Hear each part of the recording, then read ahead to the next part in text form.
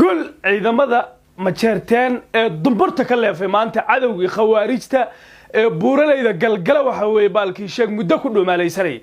أويو مشارتين أنا 10 كبرنو وأجدان سيدا أي وحوي أجانبته يا خوارجته أي والله يليان ولما أريتين مشارتين قف كتير سنة أيها وحوي أنت ديان كودت أي حلو دي بيان ومايا أنا ملايين قف ننسى ولا يا مقف ولا يا وحوي ويا داناي aan xil u dhiibayna ragii ahlu sunna wal jamaa ee gobolada dhexe khawaarijta kulayay ee ku baabiyay ee cashirka u dhigana maanta waxa weey waa meehanaa ayagoo xilal waxa weey cidna u dhiiban waxa weey magaalooyinkooda iska wareegayaan oo ay cidna aanba waxa weey priority ay siisay ahmiyad cidna aanba siinba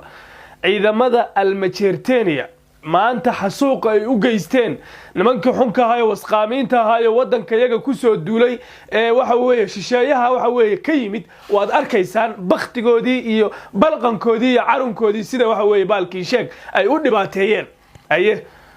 gaalkacyo tusaalaha idin kugu filaato waxa weeye hawiyow sida majeerteen waxa weeye ugu galeen niman ayaga ka tirsan oo waxa weeye khawaarijta ka tirsanaa dhamaantood 20 qof inta soo safeen waxa weeye baalkii sheeg dhagta ciid wada dareen annaguna waxa weeye kilkilaan ku qaadayna markuu waxa weeye isi soo dhiibo war markuu isi soo dhiibo ma waxa weeye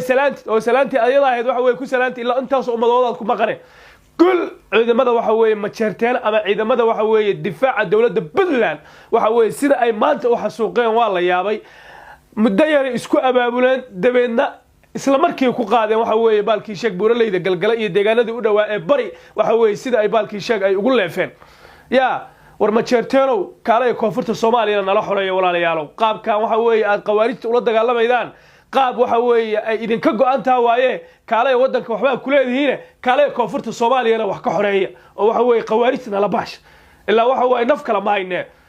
ciidamada Puntland maanta dabaaldegyo ayaa ka socda magaalooyinka waaweyn ee Puntland sida loogu dabaaldegayo ay ciidamada Puntland waxa weeye ay u xasuuqeen qawaarijtii muddada dhowrka 20 sano meesha ku jirtay ay hilfaha ugu qaadeen baa loo dabaaldegayaa